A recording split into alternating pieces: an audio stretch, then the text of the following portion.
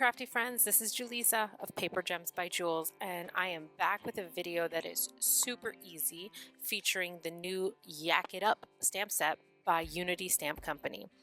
This adorable stamp has this sweet image along with 4 sentiments. So I just made really simple card fronts and I'm showing you how to color just a little itty bitty scene for it and make these cards. These are great for gifts. This is great for the holidays if you're still making card gifts for people.